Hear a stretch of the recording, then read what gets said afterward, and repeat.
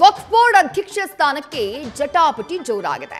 ಖರ್ಗೆ ಆಪ್ತ ಸೈಯದ್ಗೆ ಈಗ ವಕ್ಫ್ ಬೋರ್ಡ್ ಅಧ್ಯಕ್ಷನ ಪಟ್ಟವನ್ನ ಕಟ್ಟಲಾಗಿದೆ. ಆದರೆ ಇದೇ ವಕ್ಫ್ ಬೋರ್ಡ್ ಅಧ್ಯಕ್ಷ ಪಟ್ಟ ವಿಚಾರವಾಗಿ ಎಐಸಿಸಿ ಅಧ್ಯಕ್ಷ ಮಲ್ಲಿಕಾರ್ಜುನ ಖರ್ಗೆ ಹಾಗೆ ವಕ್ಫ್ ಖಾತೆಯ ಸಚಿವರಾಗಿರುವಂತಹ ಜಮೀರ್ ಅಹಮದ್ ಖಾನ್ ಅವರ ಮಧ್ಯೆ ತಿಕ್ಕಾಟ ಇತ್ತು. ತಮ್ಮ ಆಪ್ತ ಅಲ್ತಾಫ್ಗೆ ಅಧ್ಯಕ್ಷ ಪಟ್ಟವನ್ನ ಕಟ್ಟೋಕೆ ಜಮೀರ್ ಅಹಮದ್ ಖಾನ್ ಬಹಳ ಆಸಕ್ತಿಯನ್ನ ಹೊಂದಿದ್ರು, ಪಟ್ಟನ್ನ ಹಿಡಿದು ಕೂತಿದ್ರು. ನಿನ್ನೆ ಸಿಎಂ ಮನೆಯಲ್ಲಿ ತಡರಾತ್ರಿಯವರೆಗೂ ಕೂಡ ರಾಜಸಂಧಾನ ಆಗಿದೆ. ಸಚಿವ ಸ್ಥಾನಕ್ಕೆ ರಾಜೀನಾಮೆಯ ಬೆದರಿಕೆಯನ್ನ ಕೂಡ ಹಾಕಿದ್ರಂತೆ ಜಮೀರ್ ಅಹಮದ್ ಖಾನ್ ಅವರು. ಆದ್ರೆ ಜಮೀರ್ ಬೆದರಿಕೆಗೆ ಡೋಂಟ್ ಕೇರ್ ಅಂದಿದ್ದಾರೆ ಮಲ್ಲಿಕಾರ್ಜುನ ಖರ್ಗೆ. ಸದ್ಯ ಅವರ ಆಪ್ತನಿಗೆ ಪಟ್ಟವನ್ನ ಕಟ್ಟಲಾಗಿದೆ. ಮತ್ತಷ್ಟು ಡೀಟೇಲ್ಸ್ ನಮ್ಮ ಪ್ರತಿನಿಧಿ ಶಿವಪ್ರಸಾದ್ ನೀಡ್ತಾ ಹೋಗ್ತಾರೆ. ಶಿವಪ್ರಸಾದ್, ವಕ್ಫ್ ಬೋರ್ಡ್ ಅಧ್ಯಕ್ಷ ಸ್ಥಾನಕ್ಕಾಗಿ ಎಐಸಿಸಿ ಅಧ್ಯಕ್ಷರು ಹಾಗೆ ರಾಜ್ಯ ವಕ್ಫ್ ಖಾತೆಯ ಸಚಿವರ ನಡುವೆ ಫೈಟ್. ತಮ್ಮ ರಾಜೀನಾಮೆಯ ಬೆದರಿಕೆಯನ್ನ ಕೂಡ ಅವರು ಹಾಕಿದ್ರಂತೆ ಅನ್ನುವಂಥ ಇನ್ಸೈಡ್ ಡೀಟೇಲ್ಸ್ ವಿವರಿಸ್ತಾ ಹೋಗಬಹುದಾ? ಖಂಡಿತವಾಗಿ ವಿದ್ಯಾಶ್ರೀ, ಈಗಾಗಲೇ ಸಮುದಾಯದ ವಿಚಾರ ಬಂದಂತ ಸಂದರ್ಭದಲ್ಲಿ ಜಮೀರ್ ಅಹಮದ್ ಖಾನ್ ಅವರದೇ ನಡಿಬೇಕು ಎಂಬತಕ್ಕಂಥ ಮಾತುಗಳು ಕೂಡ ಕೇಳಿ ಬರ್ತಾ ಇತ್ತು. ಸರ್ಕಾರದ ಮಟ್ಟದಲ್ಲಿ ಅದರಲ್ಲೂ ಪ್ರಮುಖವಾಗಿ ಯಾರ್ಯಾರು ವಿಧಾನಸಭೆಗೆ ವಿಧಾನ ಪರಿಷತ್ಗೆ ಆಯ್ಕೆ ಆಗಬೇಕು ಎಂಬತಕ್ಕಂಥ ವಿಚಾರ, ಟಿಕೆಟ್ ಕೊಡಿಸ್ತಕ್ಕಂಥ ವಿಚಾರದಲ್ಲೂ ಕೂಡ ಜಮೀರ್ ಅಹಮದ್ ಖಾನ್ ಅವರು ಮೇಲುಗೈಯನ್ನ ಸಾಧಿಸಿದ್ರು. ಸದ್ಯ ಈಗ ಮೊನ್ನೆ ನಡೆದಂತ ಸಿಎಂ ನೇತೃತ್ವದ ಸಭೆಯಲ್ಲಿ ಪ್ರಮುಖವಾಗಿ ವಕ್ಫ್ ಅಧ್ಯಕ್ಷರು ಯಾರಾಗಬೇಕು ವಕ್ಫ್ ಬೋರ್ಡ್ಗೆ ಎಂಬತಕ್ಕಂಥ ವಿಚಾರ ಕುರಿತಂತೆ ಸುದೀರ್ಘವಾದಂತಹ ಚರ್ಚೆ ಆಯಿತು. ಈ ಸಂದರ್ಭದಲ್ಲಿ ಎಐಸಿಸಿ ಅಧ್ಯಕ್ಷರು ತಮ್ಮದೇ ಆಪ್ತನೊಬ್ಬನ ಹೆಸರನ್ನು ಕೂಡ ಶಿಫಾರಸು ಮಾಡಿದ್ರು.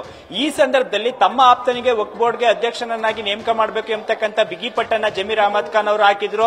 ಆ ನಂತರ ಎಐಸಿಸಿ ಅಧ್ಯಕ್ಷರು ಮತ್ತು ಜಮೀರ್ ಅಹಮದ್ ಖಾನ್ ಅವರ ನಡುವಿನ ಪೈಪೋಟಿಯ ವಿಚಾರಕ್ಕೆ ಸಿಎಂ ಸಿದ್ದರಾಮಯ್ಯ ಅವರು ಮಧ್ಯಪ್ರವೇಶ ಮಾಡಿದ್ರು. ಅಂತಿಮವಾಗಿ ಎಐಸಿಸಿ ಅಧ್ಯಕ್ಷರು ಸೂಚಿಸಿದಂತವರಿಗೆ ಈಗ ವಕ್ಫ್ ಬೋರ್ಡ್ ಅಧ್ಯಕ್ಷ ಸ್ಥಾನವನ್ನ ನೀಡಲಾಗಿದೆ.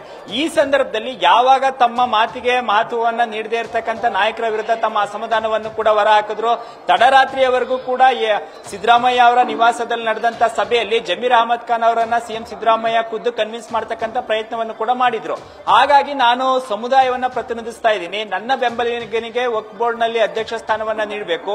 ಈ ರೀತಿ ನೀವು ಎಐಸಿಸಿ ಅಧ್ಯಕ್ಷರ ಶಿಫಾರಸಿನ ಮೇರೆಗೆ ಬೇರೆಯವರಿಗೆ ಅಧ್ಯಕ್ಷ ಸ್ಥಾನವನ್ನ ನೀಡಿದ್ರೆ ನಾನು ರಾಜೀನಾಮೆ ನೀಡಲಿಕ್ಕೂ ಕೂಡ ಸಿದ್ಧ ಎಂಬತಕ್ಕಂಥ ಅಸಮಾಧಾನದ ಮಾತುಗಳನ್ನ ಸಿಎಂ ಸಿದ್ದರಾಮಯ್ಯ ಅವ್ರಿಗೂ ಕೂಡ ನೇರವಾಗಿ ಹೇಳೋದ್ರ ಮುಖಾಂತರ ತಡರಾತ್ರಿ ವಾಪಸ್ ಬಂದ್ರು. ಸದ್ಯ ಈಗ ವಕ್ಫ್ ಬೋರ್ಡ್ಗೆ 2.5 ವರ್ಷಗಳ ಮಾತುಕತೆ ಆಗಿದ್ದು, ಆರಂಭದ ವರ್ಷದಲ್ಲಿ ಅಂದ್ರೆ 2.5 ವರ್ಷ ಈಗ ಖರ್ಗೆ ಅವರ ಬೆಂಬಲಿಗನಿಗೆ ಅಧ್ಯಕ್ಷ ಸ್ಥಾನವನ್ನ ನೀಡಲಾಗಿದ್ದು, ಜಮೀರ್ ಅಹಮದ್ ಖಾನ್ ಅವರ ಮುಂದಿನ ನಡೆ ಏನಾಗಿರುತ್ತೆ ಈ ವಿಚಾರ ಕುರಿತಂತೆ ಸಿದ್ದರಾಮಯ್ಯ ಇರಬಹುದು, ಇತರ ಮುಸ್ಲಿಂ ಸಮುದಾಯದ ಕಾಂಗ್ರೆಸ್ ನಾಯಕರು ಯಾವ ರೀತಿ ಜಮೀರ್ ಅಹಮದ್ ಖಾನ್ ಅವರ ಪರವಾಗಿ ನಿಲ್ತಾರ, ಇಲ್ಲ ಎಐಸಿಸಿ ಅಧ್ಯಕ್ಷರ ಸೂಚನೆಯನ್ನ ಪಾಲಿಸ್ತಾರೆ ಅಂತಕ್ಕಂಥ ಚರ್ಚೆಗಳು ಕೂಡ ಶುರುವಾಗಿದ್ದಾವೆ. ಅದೇನೇ ಇದ್ರೂ ಸಹಿತವಾಗಿ ಈಗ ವಕ್ಫ್ ಬೋರ್ಡ್ ನ ಅಧ್ಯಕ್ಷರ ನೇಮಕಾತಿ ವಿಚಾರ ಕುರಿತಂತೆ ರಾಜ್ಯ ಕಾಂಗ್ರೆಸ್ನಲ್ಲಿ ಬಣ ರಾಜಕೀಯ ಮುನ್ನೆಲೆಗೆ ಬಂದಿದ್ದು, ಖುದ್ದು ಎಐಸಿಸಿ ಅಧ್ಯಕ್ಷರ ಸೂಚನೆಯನ್ನು ಕೂಡ ಜಮೀರ್ ಅಹಮದ್ ಖಾನ್ ಅವರು ನಿರಾಕರಣೆ ಮಾಡಿದ್ದು, ತಮ್ಮ ಅಸಮಾಧಾನವನ್ನ ಮುಂದುವರೆದೋದ್ರ ಮುಖಾಂತರ ಜೊತೆಗೆ ತಮ್ಮ ಸಚಿವ ಸ್ಥಾನ ಬೇಡ, ನಾನು ಕೂಡಲೇ ರಾಜೀನಾಮೆ ನೀಡ್ತೀನಿ ಎಂಬತಕ್ಕಂಥ ಬೆದರಿಕೆಯನ್ನು ಕೂಡ ಹಾಕಿದ್ದಾರೆ ಎಂಬತಕ್ಕಂಥ ಮಾಹಿತಿ ಈಗ ಲಭ್ಯವಾಗ್ತಾ ಇರತಕ್ಕಂಥದ್ದು. ವಿದ್ಯಾಶ್ರೀ, ಥ್ಯಾಂಕ್ ಯು ಶಿವಪ್ರಸಾದ್ ತಮ್ಮೆಲ್ಲ ಡೀಟೇಲ್ಸ್ಗೆ. ನ್ಯೂಸ್ ಫಸ್ಟ್ ನಿರ್ಭೀತಿಯಿಂದ ನಿಮ್ಮ ಪರವಾಗಿ.